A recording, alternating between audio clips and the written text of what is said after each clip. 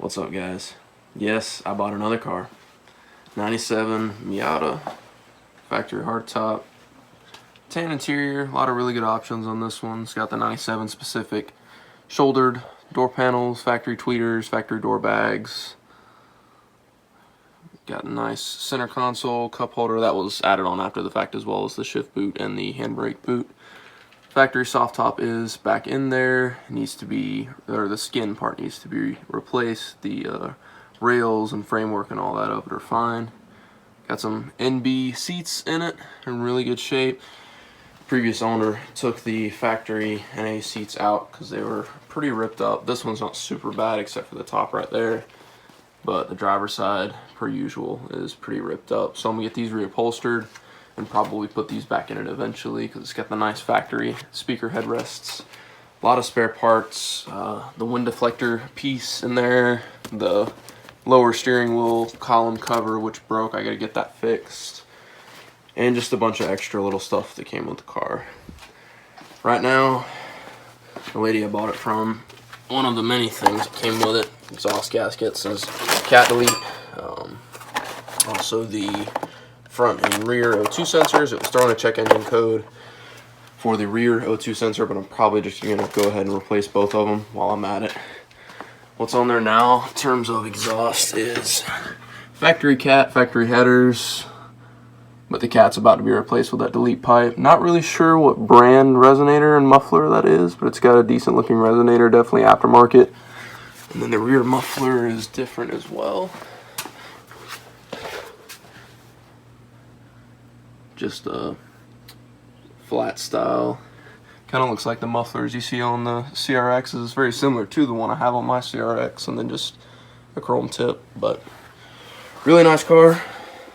Overall, no rust underneath. I've yet to see rust anywhere on this car, which is amazing. Paint definitely needs a polish, but I'm gonna get working on that. If I can get it to focus, there it goes. Pop-ups work great, as is very important to all NA owners for this to work. One of the highlights of the car. It was hit on this side. You can see some of the Bondo starting to crack there. This door and this fender were both replaced. Previous owners told me that they were driving down the highway one day and a semi-truck came up next to them, smacked the door as well as the fender a little bit because they replaced both. Sent them into a spin. They said 4 360-degree spins and then landed right next to a guardrail, and they scraped the guardrail just a hair. Thankfully not super bad, but you can see a little bit of damage there to the side where they just did tap the guardrail, just on that rear quarter and then the bumper. It's mostly scrapes. There's a small little dent there, but the rest is just kind of scuff paint, which is good because quarter panels are really hard to fix depending on where the dent is. Like that one right there is gonna be kind of tough to fix, but I'll do my best. Definitely need some new tail lights. These are the cheap early 2000s chrome style. I absolutely hate them.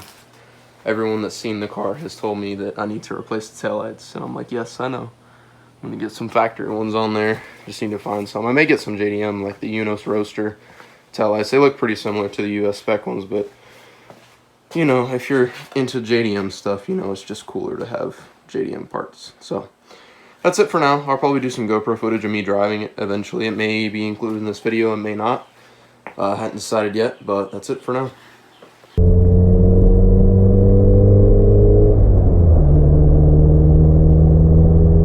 Alright, so continuing on the video, I introduced you to, this is my 97 Mazda Miata.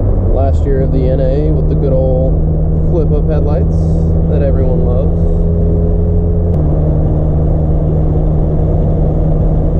This car is in extremely good shape. Let me roll the windows up.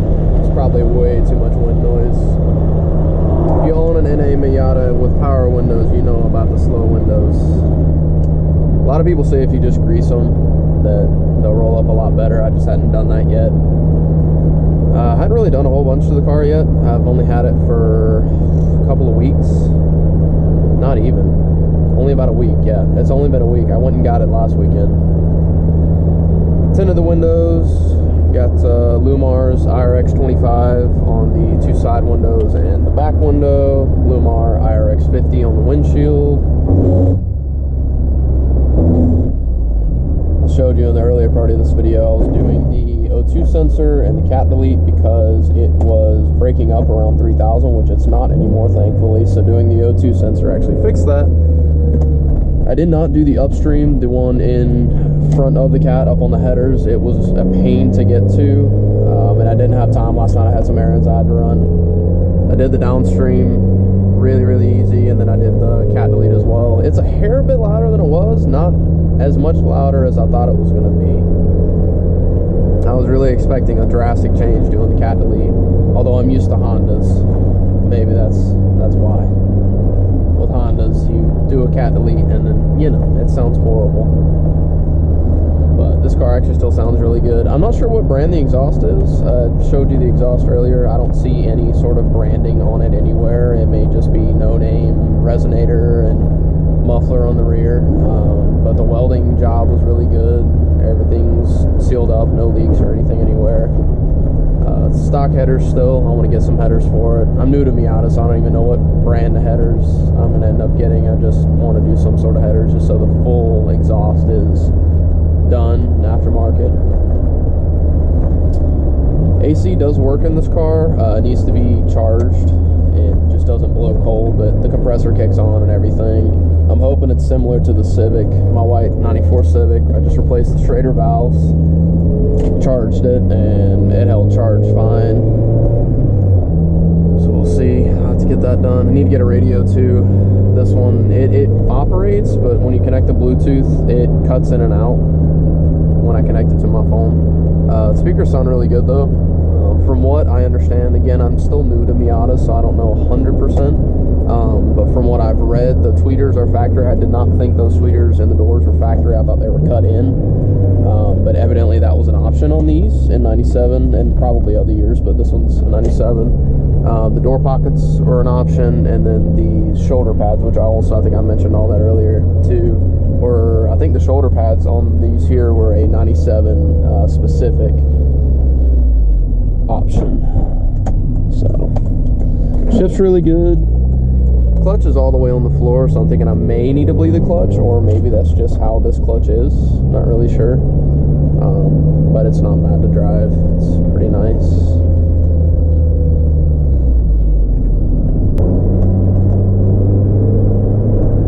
Yeah, really happy with the cat delete. It gave me just a little bit of extra noise. You couldn't really hear the exhaust, especially with the windows down before with the cat still on it. You couldn't really hear the exhaust all that much. You heard the motor about as much as you heard the exhaust. And I like a little bit of noise coming out of the back of my car. It's just enough to know that, you know, it's got a nice exhaust on it. I don't plan on making this one obnoxiously loud like some of my other cars are, but I think it sounds pretty good. Mileage is not correct on this car. It reads 150,701 currently, but the previous owners told me that the odometer, well, sorry, the whole entire cluster actually was replaced. The old one gave out, some of the gauges weren't working and stuff, and they were not able to repair it for whatever reason. So they went and just sourced a whole new gauge cluster. So everything works at least, but I have absolutely no idea what the mileage is on this car. They couldn't remember what the old odometer read and weren't sure how many miles had been put on with the new cluster with the odometer and all. So mileage is unknown, but I mean, Miatas are pretty resilient cars. You'll see them well over 200,000 miles, still running fine. So I'm not really worried about the mileage. Just glad it runs really good. Undercarriage is super clean on this car. No rust at all, anywhere. It's not even around, I mean, there's a little bit of like grime and grease around like where the transmission is and the drive shaft and all that, but not much at all. It's a very, very clean car. It's got all the nice front rear sway bars. It's got the, I guess it will be the strut bar right there, right in front of where the soft top is. Next thing to do on this car is probably just replace the soft top skin. It's got some rips in it. Hopefully I can do that sometime soon so I can enjoy the nicer weather. before it warms up again next year. I'll probably run the hardtop in the summer as soon as I get assuming I get the AC fixed, which I think I will be able to. Like I said, hopefully it's just the Schrader valves or something really simple, or maybe it just needs a recharge.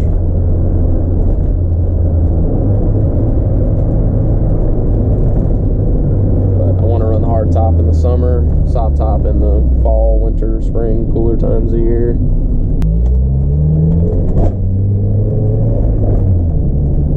Most people agree that Hondas from the 80s, 90s, and early 2000s had some of the best shifters in not even just the Japanese market, just in the general car market for anything manual transmission.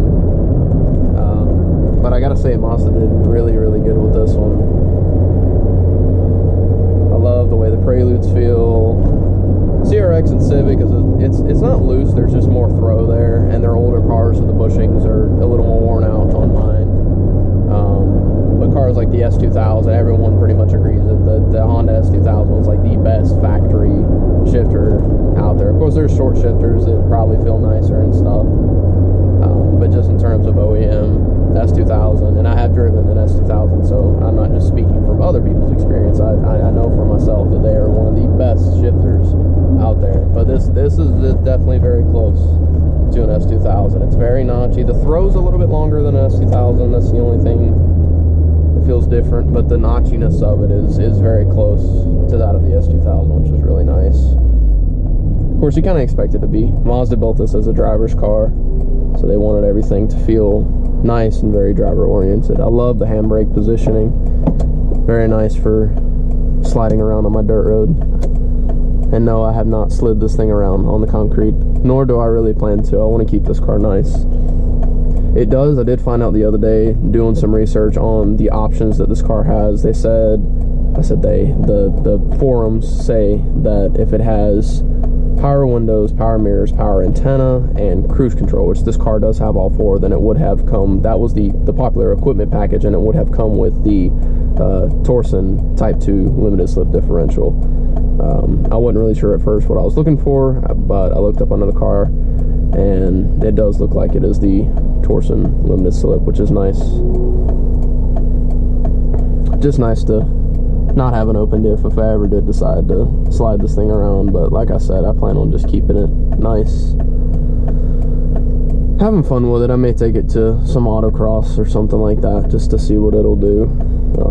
Actually, the only autocrossing I've ever been involved in was not in my car, but I've ridden with my friend Tim and his E46 that's like full gutted interior, stock motor, but just really good suspension, stripped interior, so it's really light. And then my friend Zach's, he's got a 90, his is a 93 NA Miata with the 1.6. I've ridden in both of their cars at an autocross, and it's a ton of fun. Really makes me want to try this thing out at an autocross just to see how it would do. I really hope the quality turns out good on this video too. I'm running a GoPro Hero5, which is an old one at this point because they just released the Hero 11. But hopefully I'll get something newer soon. I may just go ahead and get the Hero 11 if I end up using the GoPro a lot, which I do plan on, because I plan on making more of these types of videos with my other cars too, which I have the 4 Hondas, this, the Lexus, I have the truck. I may do one on the truck, I may not. Truck's nothing really special, just a good work truck. So I don't know if there's much content I could really get out of that truck, but I may do a short one just to kind of do a quick review on it. Maybe this light will turn green sometime this century. I can actually drive. Get some more driving footage. I feel like I've been sitting here forever.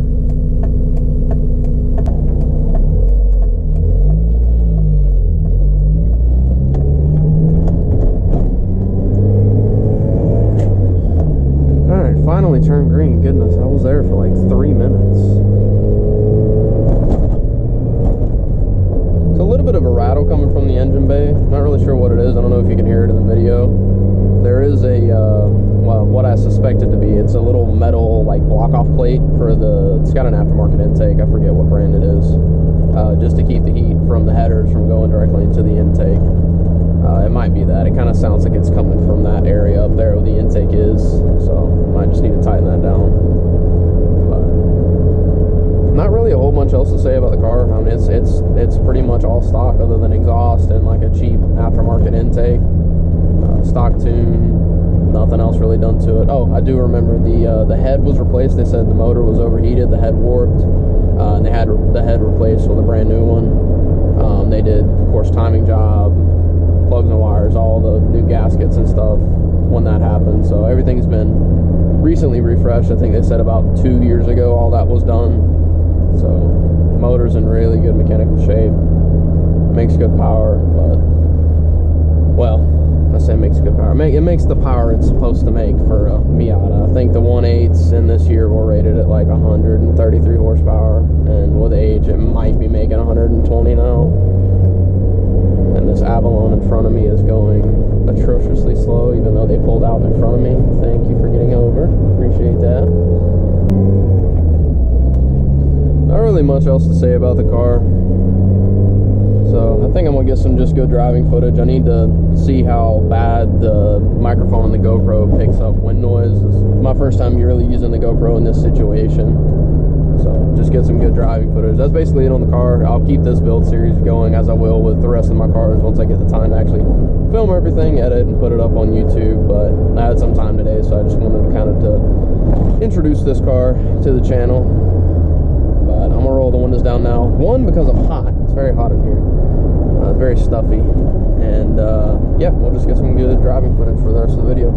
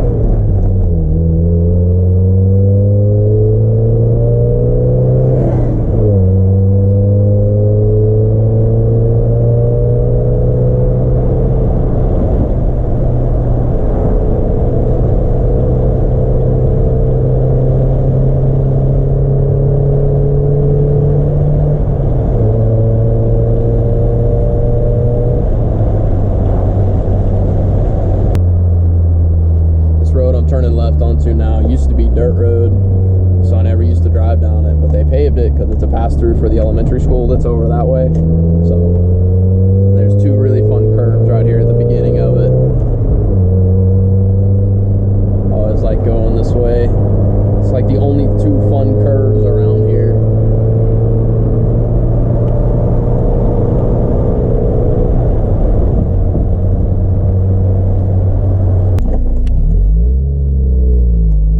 Some new houses over here to the left. I was kind of hoping after they paved it they would not build the houses right away, so I could have a fun little road to go drive fast on without bothering anybody, but they're already building houses back here now.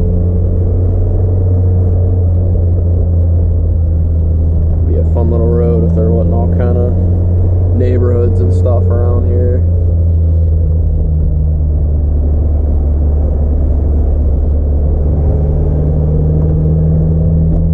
Pretty much after they paved the road, they immediately started building houses. I'm starting to notice the exhaust has a little bit of a burble to it when you let off the gas once it's warmed up. It definitely wasn't doing it earlier when it was cold, but it's got a little bit of a popping noise to it now when you let off the gas. It's kind of nice.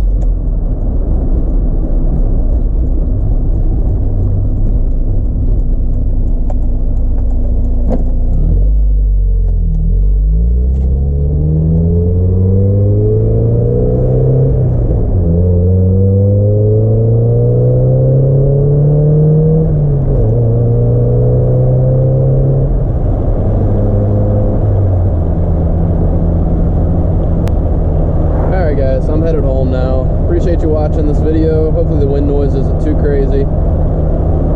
Next one, I'm not real sure what it'll be. I have been doing some work on the Civic, so next video might be on the Civic. I'm starting to get to where I can get the interior and all back in, so that may be the next video, but that is it for this one. So thank y'all for watching. See ya.